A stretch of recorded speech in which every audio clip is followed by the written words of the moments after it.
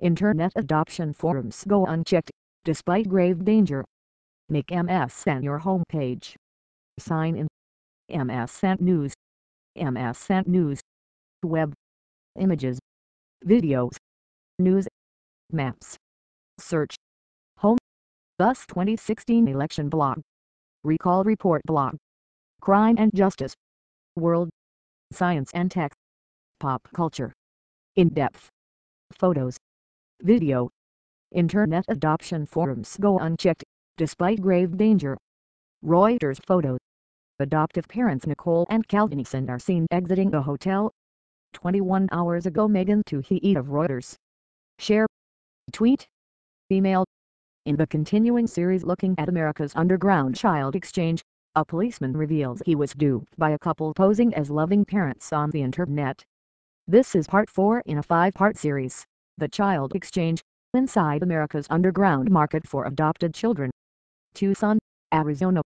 By Tom and Misty Mealy brimmed with hope as a battered purple pickup pulled up to their Virginia home.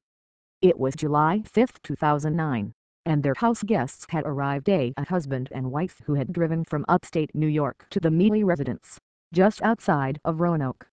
Until that day, the Mealys hadn't met Calvin Eason, then 40, or his wife, Nicole, 30. Both were shabbily dressed, and they didn't immediately impress, Misty Mealy recalls. Still, if all went well, the Mealys were prepared to give the Easons one of their children, the 5-year-old boy they had adopted from Guatemala months earlier. The boy suffered from a condition called reactive attachment disorder, which makes bonding with caretakers difficult. He had grown increasingly violent, breaking windows, hitting the Mealys' 3 other children and urinating on their toys. At night, the Mealys locked him in his room to keep their family safe. Part 1. Americans using internet to abandon adopted children. Part 2. Pedophiles exploit online adoption sites. Part 3. With blind trust, amateurs broker children online. After months of therapy and other attempts to get help, the Mealys did what distressed parents across America continue to do. They began advertising their unwanted adopted child online. The Easons responded quickly, stressing in emails and phone calls that they would be excellent parents. Then they drove more than 600 miles to make their case to the Mealys in person. The Easons shared meals and went bowling with the family. They also seemed to bond with the 5-year-old. He crawled on their laps and they played with him. He even spontaneously started calling them Mom and Dad, Misty says today. They seemed very comfortable around children, she recalls. Before week's end, the Mealys were convinced, and Calvin and Nicole Eason headed back to New York with the 5-year-old. Like others who find new parents for their child on the internet, the Mealys had been distraught. They, too, didn't involve child welfare authorities in the custody transfer, and they knew little about the parents taking their child. Horribly embarrassing. For all their similarities to previous parents who gave children to the Easons, the Mealys were unique. Tom Mealy was trained to spot deception. He was a police officer. The story of how the Easons acquired boys and girls through the internet exposes almost every way in which authorities fail to crack down on those who use America's underground child exchange, the Reuters investigation has found.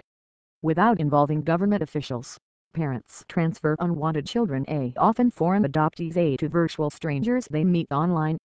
No law explicitly covers the practice, the type of private rehoming. The primary safeguard that does exist is a feeble deterrent, an agreement between U.S. states called the Interstate Compact on the Placement of Children (ICPC).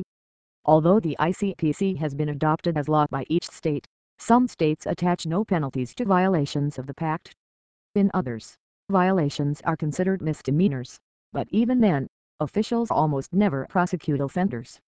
Many police are unfamiliar with the ICPC. Authorities who do understand the compact say they are focused on helping children rather than enforcing the law. Speaking honestly, we wouldn't be that concerned about the penalty for the person who violated the compact, says Harry Gilmore, Deputy Administrator of the ICPC in Oregon. There, a violation is a misdemeanor. For parents to know about the compact but choose to ignore it, any legal risk is outweighed by the need to remove a troublesome child. When the underground network is used, a transfer will likely go unnoticed by authorities, minimizing the chance of getting caught. The only people vetting a child's new family are the adoptive parents themselves. The